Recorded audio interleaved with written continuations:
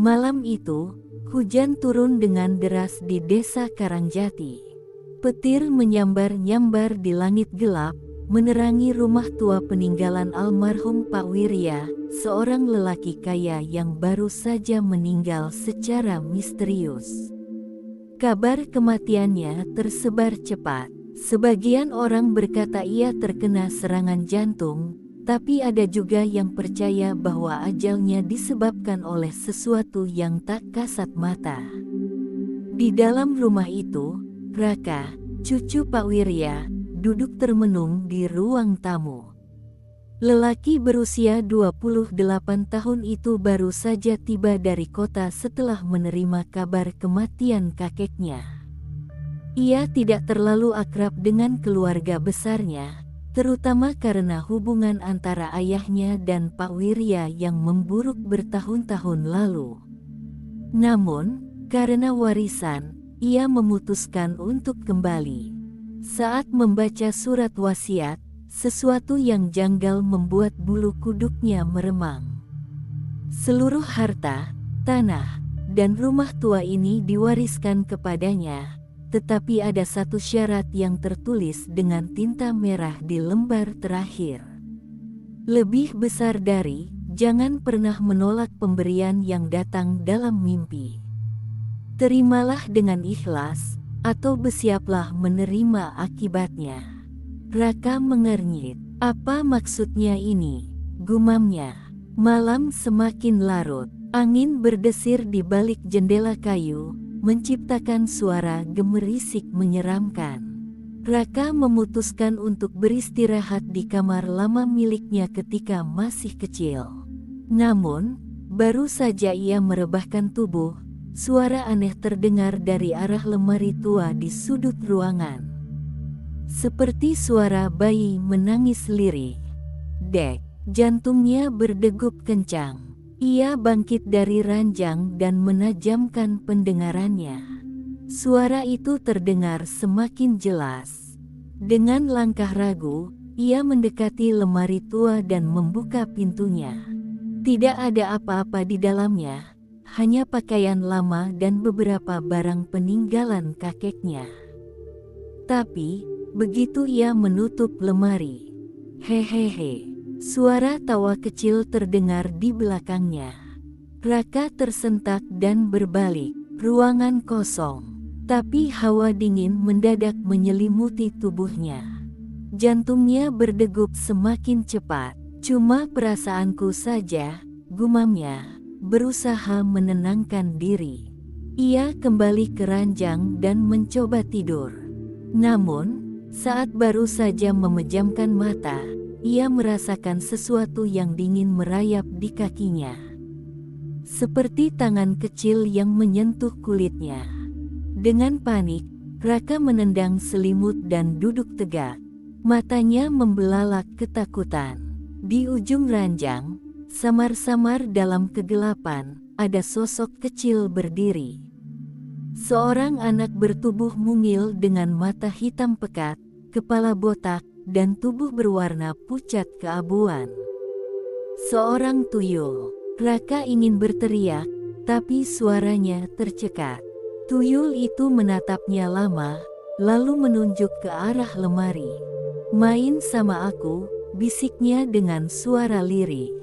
Seketika, lampu kamar berkedip-kedip dan suara bayi menangis terdengar lebih kencang, seakan memenuhi seluruh ruangan. Raka melompat dari tempat tidur dan berlari keluar kamar, tapi pintu mendadak tertutup sendiri dengan keras. Ia mencoba membukanya, tetapi sia-sia. Di belakangnya, suara langkah kecil berlari-lari mendekat. Pintu kamar bergetar hebat saat Raka menarik gagangnya dengan panik. Napasnya memburu, keringat dingin membasahi dahinya. Di belakangnya, suara langkah-langkah kecil semakin dekat, diiringi tawa lirih yang membuat bulu kuduknya meremang. Main sama aku, suara itu berbisik tepat di belakang telinganya. Raka menahan napas, tubuhnya membeku dalam ketakutan. Perlahan, Ia menoleh ke belakang. Di sana, tuyul kecil itu berdiri. Matanya hitam pekat tanpa bola mata, kulitnya pucat kehijauan seperti mayat membusuk. Ia tersenyum, menunjukkan gigi-gigi kecil yang tajam. Tangannya yang mungil menggenggam sesuatu, sebuah gelang merah tua yang tampak familiar.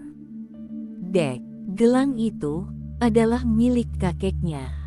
Raka tersentak. Ia ingat pernah melihat kakeknya mengenakan gelang tersebut setiap hari, seolah itu benda yang sangat penting. Tiba-tiba, pintu kamar terbuka sendiri dengan keras. Raka tak menyia-nyiakan kesempatan. Ia segera berlari keluar, menuruni tangga dengan napas tersengal.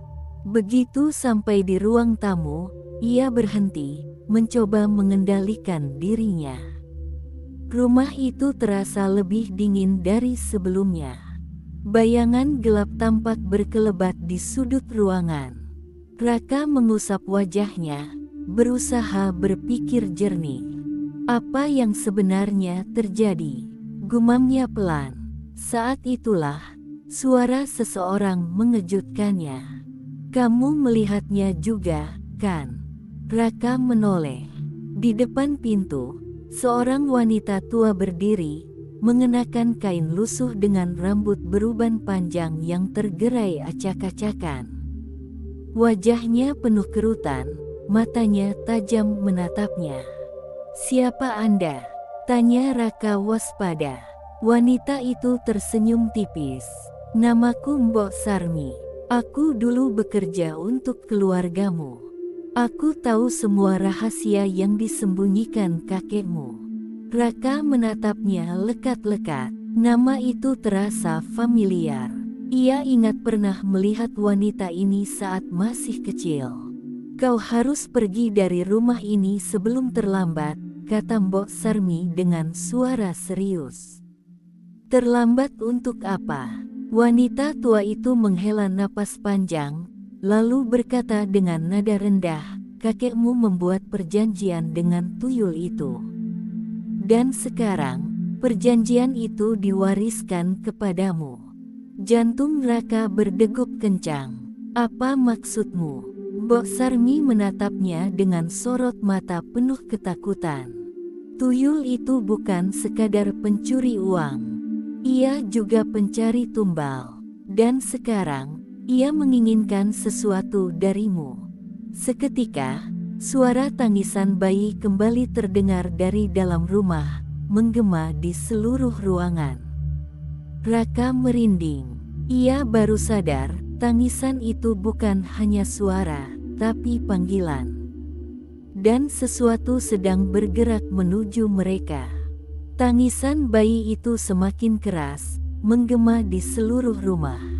Raka bisa merasakan udara di sekitarnya menjadi lebih dingin, seolah ada sesuatu yang mengintai dari balik bayangan.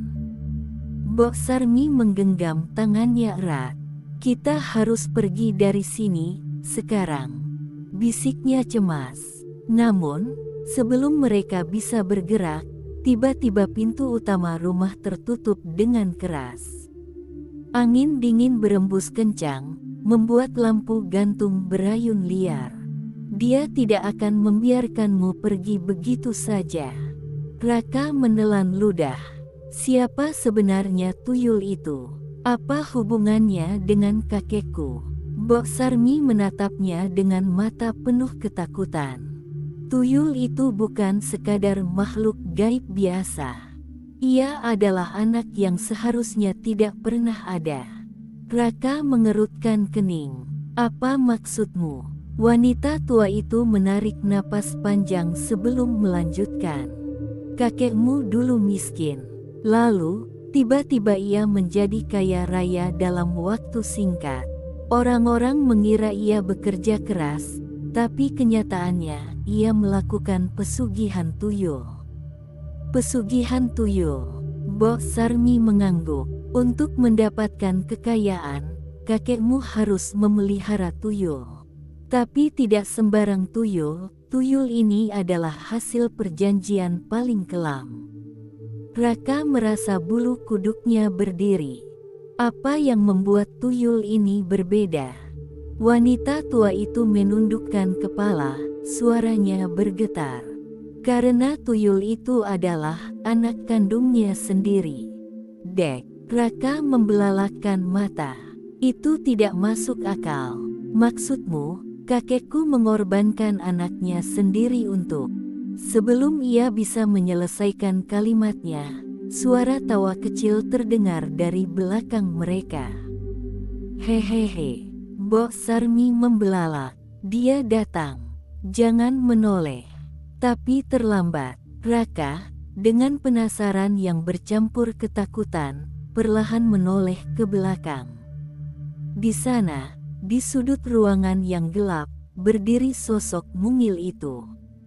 Tuyul kecil dengan kulit pucat keabu-abuan, mata hitam kosong, dan gigi-gigi kecil tajam yang menyeringai ke arahnya. Di tangannya, ia masih memegang gelang merah tua milik kakeknya. Tuyul itu mengangkat kepalanya, menatap langsung ke mata Raka. Kakek sudah pergi, sekarang kamu milikku. Seketika, seluruh ruangan bergetar hebat. Bayangan hitam menjalar di dinding, dan suara tangisan bayi berubah menjadi jeritan memilukan. Raka menjerit, tapi tubuhnya terasa kaku. Seolah ada sesuatu yang mencengkeramnya, menariknya ke dalam kegelapan. Ruangan bergetar hebat. Bayangan hitam merayap di dinding, menari-nari dengan bentuk yang tak jelas. Raka mencoba bergerak, tapi tubuhnya terasa berat, seakan ada sesuatu yang menahannya. Tuyul kecil itu semakin mendekat, tatapannya kosong, tapi bibirnya menyeringai. Kamu milikku sekarang. Seketika, sesuatu menarik tubuh Raka ke belakang. Ia terjatuh dengan keras ke lantai, tapi rasa sakit itu tak ia rasakan. Matanya terpaku pada pemandangan di depannya. Mbok Sarmi berdiri di antara dirinya dan tuyul itu. Wanita tua itu mengangkat tangannya, bibirnya berkomat kamit melantunkan sesuatu. Sebuah asap putih tipis muncul dari tubuhnya, lalu berputar-putar di udara, menciptakan perisai tak kasat mata di sekeliling mereka. Tuyul itu menggeram. Ia mencoba mendekat, tapi seolah terhalang oleh sesuatu yang tak terlihat. Pergi, kamu tidak bisa mengambilnya, seru Mbok Sarmi. Tuyul itu mengeluarkan suara mendesis. Mata hitam pekatnya berubah merah menyala. Dia sudah ditakdirkan untuk menerima warisan ini, kakeknya sudah berjanji. Perjanjiannya sudah selesai sejak dia mati. Bentak Mbok Sarmi. Tuyul itu menyeringai, lalu mengangkat gelang merah tua di tangannya. Tidak, perjanjian itu masih berlaku. Warisan ini berpindah kepada pewarisnya. Dek, Raka merasakan hawa dingin menjalar di tubuhnya. Ia baru sadar, kakeknya tidak hanya mewariskan harta, tapi juga pesugihan itu. Tuyul itu menatapnya dalam-dalam. Jika kau menolak, akan ada harga yang harus dibayar. Tiba-tiba, kepala Raka terasa berdenyut hebat. Seketika, pemandangan di depannya berubah. Ia tidak lagi berada di ruang tamu rumah kakeknya, melainkan di tempat lain, sebuah ruangan gelap dengan cahaya merah redup. Di tengahnya ada sebuah ranjang kayu berlumuran darah. Di atas ranjang itu, seorang perempuan terbaring. Wajahnya pucat pasi, matanya kosong, perutnya membuncit seperti wanita hamil. Ibumu, suara tuyul itu berbisik. Raka terkejut. Apa maksudmu? Apa yang kau lakukan pada ibuku? Tuyul itu tersenyum lebar. Jika kau tidak menerima warisan ini, maka dia yang akan menjadi gantinya. Seketika, tubuh Raka kembali ke ruang tamu rumah kakeknya. Ia terjatuh ke lantai dengan napas tersengal. Keringat dingin membanjiri tubuhnya. Mbok Sarmi mengguncangnya. Jangan dengarkan dia. Itu hanya jebakan. Pesugihan ini tidak bisa diteruskan. Kau harus menolak. Tapi Raka bimbang. Jika itu benar ibunya, bagaimana mungkin ia membiarkannya menjadi tumbal? Tuyul itu tersenyum puas melihat kebimbangannya. Pilih sekarang, Raka, ambil warisan ini, atau ibumu akan hilang selamanya. Di luar rumah, angin bertiup semakin kencang. Suara tangisan bayi terdengar semakin keras, memenuhi seluruh ruangan. Angin kencang menerpa rumah tua itu, membuat jendela bergetar keras. Suara tangisan bayi bergema di seluruh ruangan, semakin lama semakin menyayat telinga. Raka masih terduduk di lantai, jantungnya berdetak liar. Keringat dingin membasahi tubuhnya. Matanya terpaku pada tuyul kecil yang masih berdiri di depannya, menggenggam gelang merah tua milik kakeknya. Cepat, Raka, terima warisan ini, atau ibumu akan mati. Kata-kata tuyul itu menusuk ke dalam pikirannya, membuatnya semakin bimbang. Mbok Sarmi mengguncang bahunya. Jangan dengarkan dia. Jika kau menerima warisan itu, kau akan terikat dengan pesugihan ini seumur hidupmu. Tapi Raka hanya bisa menelan ludah. Ia tak bisa mengabaikan bayangan ibunya yang terbaring lemah di tempat gelap itu. Bagaimana jika itu benar? Bagaimana jika nyawa ibunya memang dalam bahaya? Tuyul itu menyeringai lebar, seolah tahu betapa rapuhnya pertahanan Raka saat ini. Pilih sekarang, bisiknya. Dan saat itu juga, sesuatu terjadi. Dor. Sebuah suara keras menggema. Tuyul itu menjerit, tubuhnya terhempas ke belakang seperti terkena pukulan tak kasat mata. Ruangan tiba-tiba menjadi lebih terang, hawa dingin yang menyesatkan perlahan menghilang. Raka tersentak dan menoleh. Mbok Sarmi berdiri dengan mata terpejam, bibirnya bergerak-gerak melantunkan mantra. Aku tidak akan membiarkan kau mengambil anak ini. Tuyul itu menggeram, matanya menyala merah. Tubuh kecilnya bergetar, dan dari punggungnya muncul tangan-tangan hitam berbentuk bayangan, mencakar-cakar udara. Kau akan menyesal, perempuan tua. Dengan kekuatan terakhirnya, Mbok Sarmi menggenggam sebuah benda kecil dari dalam sakunya, sebutir telur ayam berwarna hitam pekat. Dengan cepat, ia melemparkannya ke lantai. Telur itu pecah, dan dari dalamnya keluar cairan merah kental yang berbau anyir. Tuyul itu berteriak melengking, seolah kesakitan. Bayangan hitam di tubuhnya mulai mengelupas. Ia merangkak mundur, matanya penuh kebencian. Ini belum selesai, Raka. Dan dalam sekejap, tuyul itu menghilang, meninggalkan keheningan yang mencekam.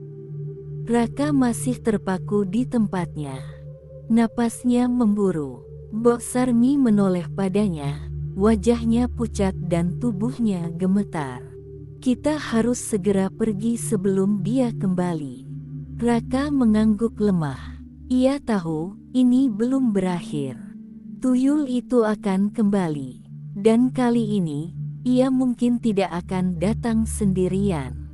Di luar rumah, angin masih bertiup kencang, membawa suara-suara aneh yang terdengar seperti bisikan.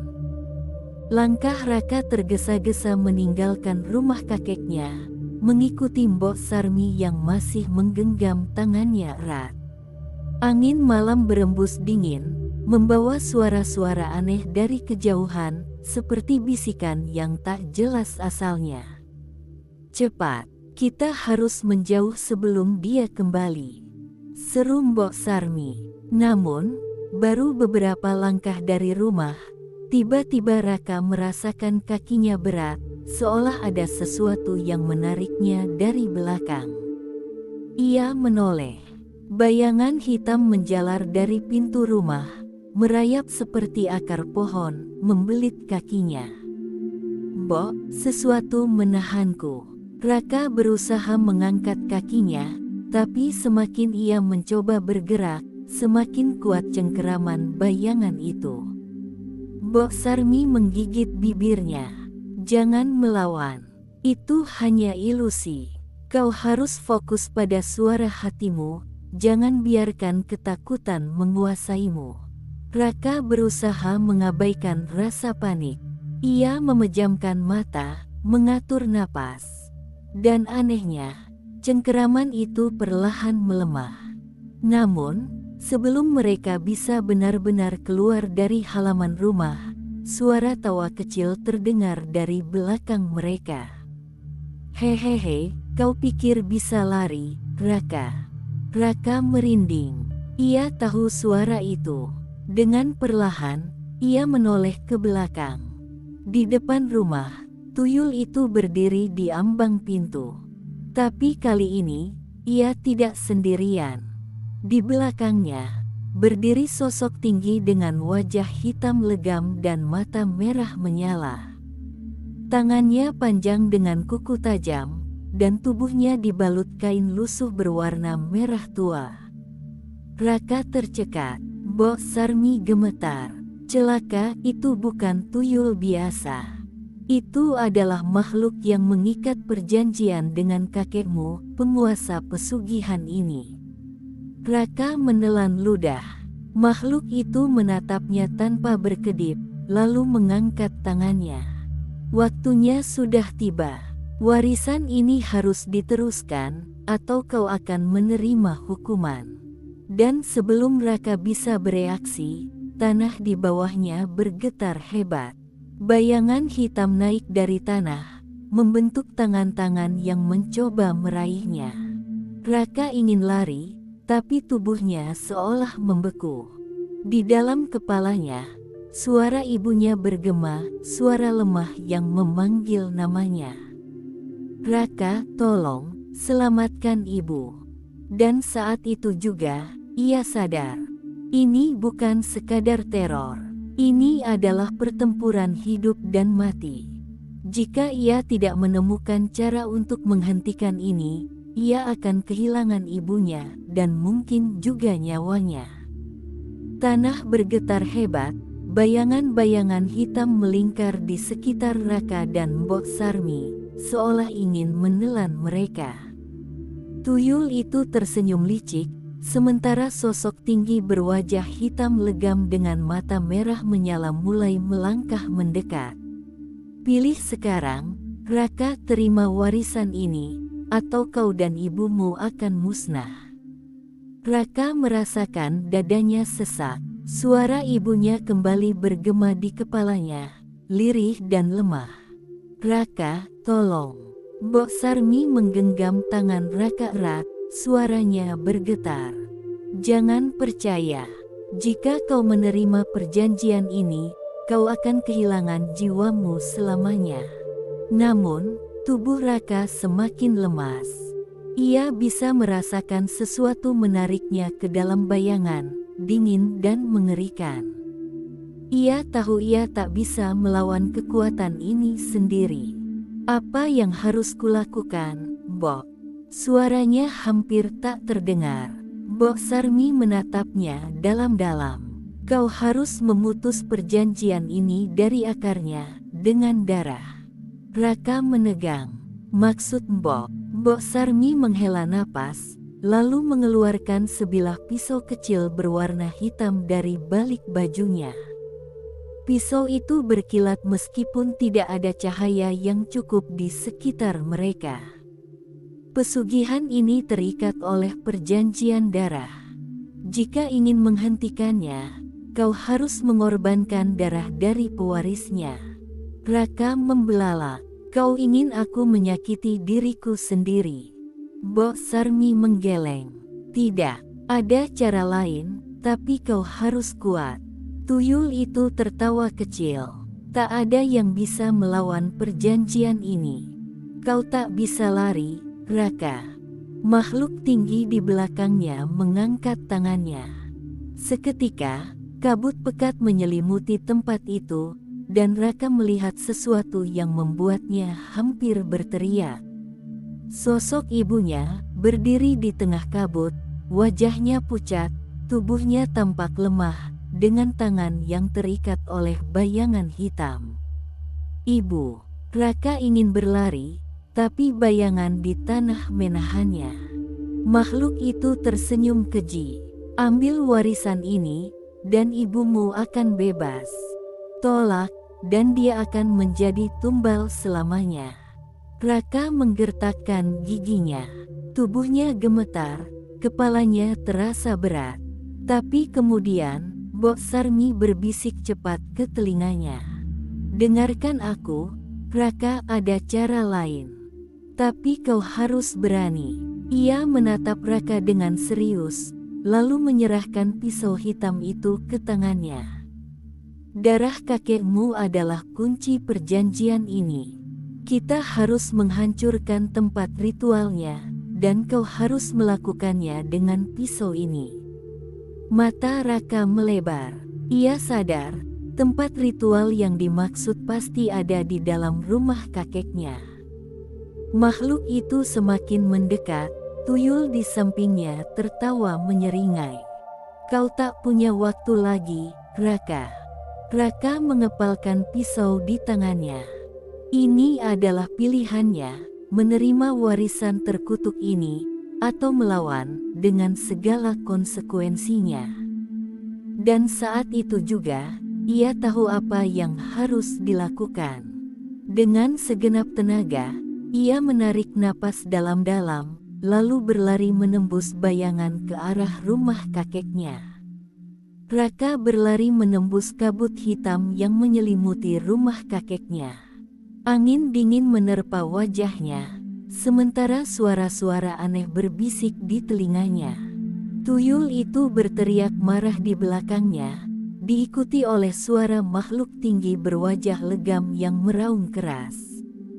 Kau tak akan bisa lari, Raka. Perjanjian ini sudah terikat. Namun, Raka tidak peduli. Dalam genggamannya, pisau hitam pemberian Bok Sarmi terasa semakin panas. Napasnya terengah, tapi ia terus berlari menuju ruangan rahasia di dalam rumah kakeknya, tempat perjanjian ini pertama kali dibuat. Saat pintu ruangan itu terbuka, bau anyir langsung menusuk hidungnya. Di dalamnya, ia melihat sesuatu yang membuat darahnya berdesir. Sebuah meja kayu hitam berdiri di tengah ruangan, di atasnya terdapat mangkuk besar berisi darah kering yang sudah menghitam. Di sekelilingnya, beberapa tengkorak kecil tersusun rapi. Dan di dinding, nama Raka tertulis dengan darah. Dadanya sesak. Inilah bukti bahwa ia memang telah disiapkan menjadi pewaris pesugihan ini. Di belakangnya, suara langkah kaki mulai terdengar mendekat. Tuyul itu menyeringai, matanya berbinar penuh kemenangan. Sudah terlambat, Raka. Terima saja takdirmu. Tapi Raka tidak akan menyerah. Ia menatap pisau hitam di tangannya. Kata-kata Mbok Sarmi kembali terngiang di kepalanya. Darah kakekmu adalah kunci perjanjian ini.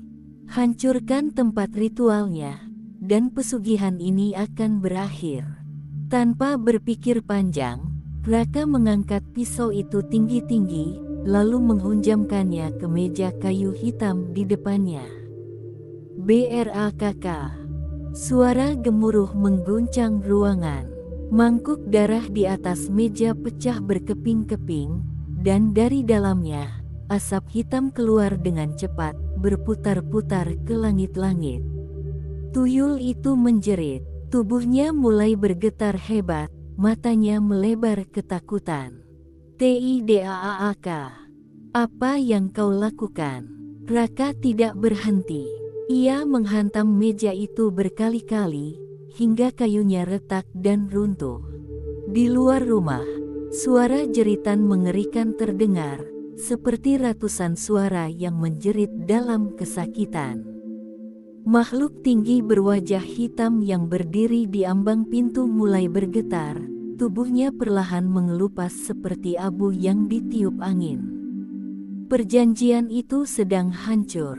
Tiba-tiba, Raka merasakan tubuhnya ringan. Bayangan hitam yang tadinya membelenggunya mulai menghilang. Di kejauhan, suara ibunya kembali terdengar. Tapi kali ini, bukan suara kesakitan, melainkan suara yang penuh kehangatan. "Terima kasih, Raka." Air mata menetes di pipinya. Ia tahu, ibunya telah bebas. Rumah kakeknya mulai bergetar hebat. Dindingnya retak, lantainya runtuh, seperti bangunan yang sudah terlalu lama menahan kutukan. Raka berbalik, berlari sekuat tenaga keluar rumah. Tepat saat ia melewati pintu, rumah itu runtuh sepenuhnya, meninggalkan debu dan kepingan kayu yang berserakan di tanah. Hening. Mbok Sarmi berdiri di kejauhan, wajahnya penuh kelegaan. Ia menatap Raka dan mengangguk. "Kau sudah menghancurkan warisan kelam itu. Pesugihan ini telah berakhir." Raka menghembuskan napas panjang. Tubuhnya terasa ringan, seperti beban berat yang selama ini mengikatnya telah menghilang. Ia menatap langit malam yang kini tampak lebih terang. Pesugihan tuyul itu telah musnah, dan ia bebas.